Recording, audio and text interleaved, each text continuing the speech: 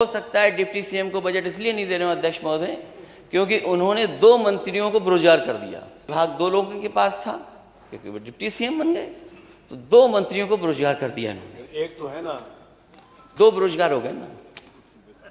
जो नहीं समझ पा रहा है, वो जिसके दिल पे कुछ गुजर रहा होगा वही जान रहा होगा कि 2 चले गए।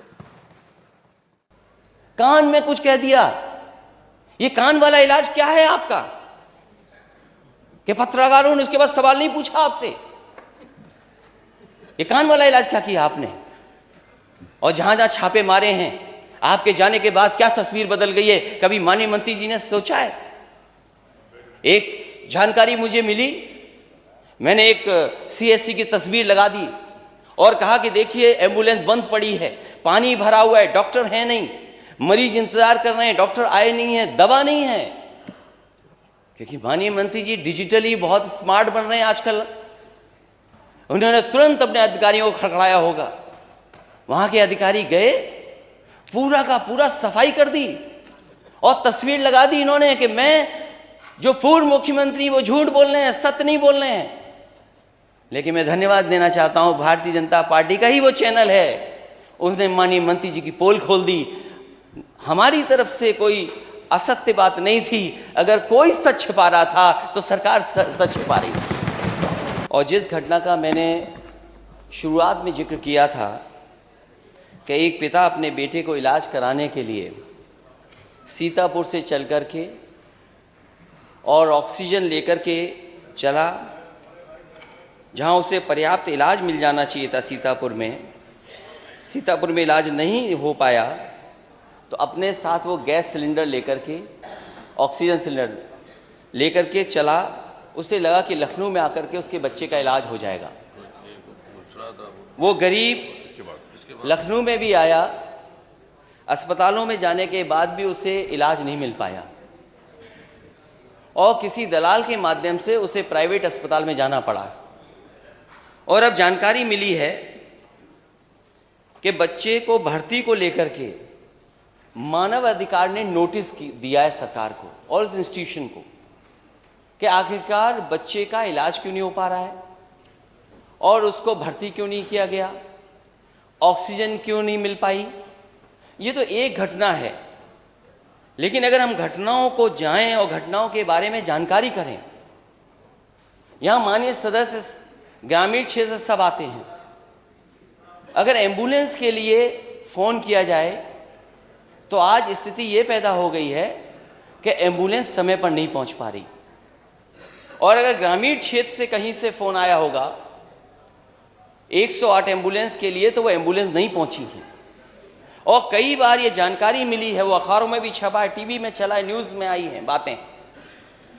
एम्बुलेंस तब मिली है जब कुछ उस पर पैसा वसूल लिया गया है, और अगर मरीज पैसा नहीं दे पाया है तो उसको वहीं उतार दिया गया। ये 108 सुविधा और 102 सुविधा इसलिए उत्तर प्रदेश में चलाई गई थी और समाजवादी सरकार में शुरू की गई थी कि कम से कम ग्रामीण क्षेत्र में जो लोग दूर दराज में हैं और गरीब हैं, उनके पास इंतजाम नहीं अस्पताल पहुंचने का, वो फ़ोन मिलाएं, जल्दी से जल्दी एम्बुलेंस आए और वो अपने इलाज करा सकें। पहले तो एम्बुलेंस नहीं आ रही है, एम्बुलेंस अगर आ भी जाए तो अस्पताल पहुंच करके इलाज नहीं है वहाँ पर, क्योंकि पर्याप्त डॉक्टर नहीं है। डॉक्टर किस समय आएंगे ये भी जानकारी नहीं है। अगर इलाज के लिए डॉक्टर मिल गए, पर्चा बन गया, देख लिया डॉक्टर ने, तो जांच के लिए कहाँ जाए? और बिना जांच के क्या इलाज होगा? अगर उसकी जांच नहीं होगी तो इलाज क्या होगा? एक्सरे के लिए, जांचों के लिए कोई इंतजाम नहीं सरकार के पास। और फिर दवाई का जहां संकट है, बड़े पैमाने पर संकट है। और इधर जो खबरें आई हैं अखबारों की, मैं जिक्र नहीं करना चाहता हूं, लेकिन फिर भी जो जानकारियां मिली हैं, हमारे लोग मौके पर पहुंचे हैं। अगर परिवार का सदस्य को इलाज नहीं मिल पाया, मृत्यु हो गई, तो कई ऐसी सूचना है जहां पर मोटरसाइकिल पर, अपने कंधों पर अपने परिवार के सदस्य को गांव तक लेकर के गए हैं। सरकार क्या व्यवस्था नहीं कर सकती लाश को ले जाने के लिए? और अगर अस्पताल में मरीज आ रहा है तो स्ट्रेचर नहीं है। सबसे बेसिक चीज एम्बुलेंस, फिर अस्पताल पहुंच करके स्ट्रेचर्स, और किस विभाग में जाकर के इलाज हो वो, और उसके बाद जांचें। इस सरकार ने, जो अपने आप को दावा करती है कि डबल इंजन की सरकार है, और पता नहीं कहां से सीख करके आए कि विश्व में सबसे अच्छी योजना यही चलाते हैं।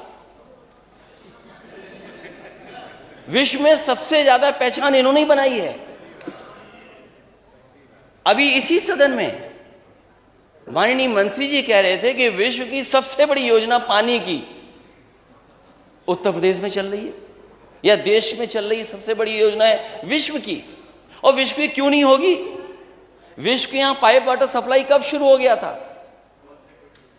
किस जमाने में पाइप वाटर सप्लाई था? और हर योजना इनकी विश्व वाली है। कोरोना के बाद और कोरोना के समय पर जो देखा है लोगों ने, आज भी भूला नहीं जा सकता। सरकारी अस्पताल में जाने के बाद जो दुर्दशा कोरोना में हुई, हम अपने अस्पतालों को नहीं सुधार पाए। आप किसी अस्पताल में चले जाइए, पीएससी, सीएससी, जिला अस्पताल, मेडिकल कॉलेज, सब में हाथ खड़े कर दिए डॉक्टरों ने।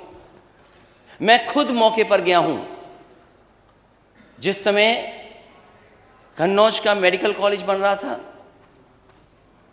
मैंने कोशिश की कि सबसे बेहतरीन मेडिकल कॉलेज बने। वहां 2 विभाग, मैं खुद आंखों से गया, मैंने कहा देखूं वे विभाग चल शुरू हो गए कि नहीं शुरू हो गए। जैसे ही मैं विभागों की तरफ बढ़ा तो मैंने कुत्ते ही कुत्ते देखे वहां पर। 1-2 नहीं, 10-12 कुत्ते घूम रहे हैं। कार्डियोलॉजी डिपार्टमेंट में ताला है, आपके कैंसर डिपार्टमेंट में ताला है, दोनों में ताला है। दवाई है नहीं, मशीनें नहीं है, और जो इंस्टीट्यूशंस हमारी खड़ी की गई, पुरानी सरकारों ने भी बहुत कोशिश करके जो इंस्टीट्यूशंस खड़ी की हैं, अगर हम सबसे प्रीमियम इंस्टीट्यूशन को अपना माने, पीजीआई, आप किसी विभाग में किसी डॉक्टर से पूछ लीजिए, जिन मशीनों में, जिस लैबों में आपको काम करने का मौका मिल रहा है, क्या वो मशीनें ऑब्सलीट हो गई हैं कि नहीं हो गई हैं? ये सरकार बताए कि इन्होंने मशीनें कितनी खरीद करके डॉक्टर्स को दे दी।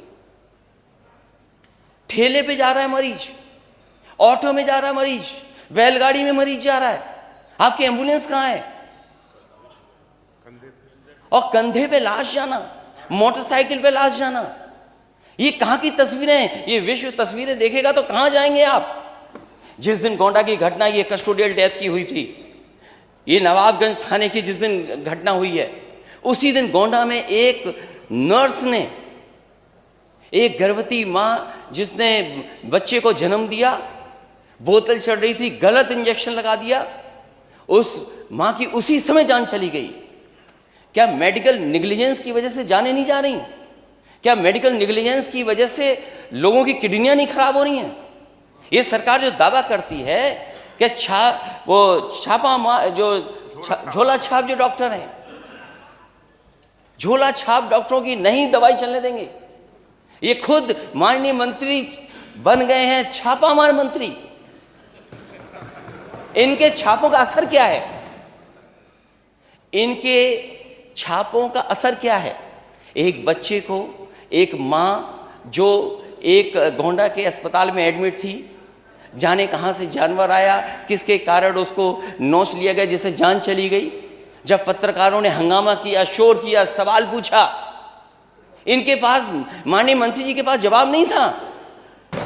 और फिर मैं माननीय मंत्री जी से कहूंगा, जितने काम उस सीएससी में, क्या आपकी सफाई से वहां लिफ्ट चल गई थी क्या? और जो काउंसिल, जो नेशनल मेडिकल काउंसिल है, उसके मानक हैं, उसका एक अपना प्रोसीजर है। ये सरकार दावा कर रही है कि हमने मेडिकल कॉलेज बहुत बना दिए। आज़ादी के बाद जितने मेडिकल कॉलेज बनाए सबकी सूची जारी कर देते हैं ये लोग। और शायद अध्यक्ष महोदय, हमारे पार्लियामेंट मिनिस्टर जो बैठे हैं वो जानते होंगे, शाहजहांपुर का, इनके जिले का सबसे पहले अगर किसी ने मेडिकल कॉलेज का शिलान्यास किया था तो मैं गया था। और उस समय के स्वास्थ्य मंत्री नड्डा जी गए थे कि नहीं गए थे? वो योजना दिल्ली की थी कि जिला अस्पतालों को कैसे मेडिकल कॉलेज को बनाया जाए। मैंने पिछली बार भी सुझाव दिया था और फिर देता हूं मैं सुझाव। अगर आप पे बजट की कमी है तो आप स्वीकार क्यों नहीं कर रहे हैं नेता सदन? अगर बजट की कमी है तो नेता सदन स्वीकार क्यों नहीं कर रहे? और नेता सदन को बजट देना चाहिए अपने डिप्टी सीएम को। क्यों डिप्टी सीएम को नहीं बजट दे रहे हैं? और हो सकता है डिप्टी सीएम को बजट इसलिए नहीं दे रहे हैं अध्यक्ष महोदय, क्योंकि उन्होंने 2 मंत्रियों को बेरोजगार कर दिया। ये विभाग 2 लोगों के पास था, क्योंकि वो डिप्टी सीएम बन गए, तो 2 मंत्रियों को बेरोजगार कर दिया इन्होंने। एक तो है ना 3 2 बेरोजगार हो गए ना। जो नहीं समझ पा रहा है, वो जिसके दिल पे कुछ गुजर रहा होगा वही जान रहा होगा कि 2 चले गए।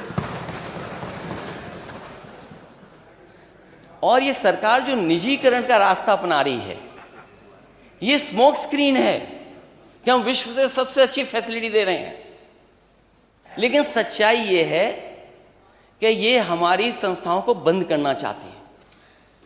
ये हॉस्पिटल भी बंद करना चाहते हैं, ये सब प्राइवेट हाथों में देना चाहते हैं।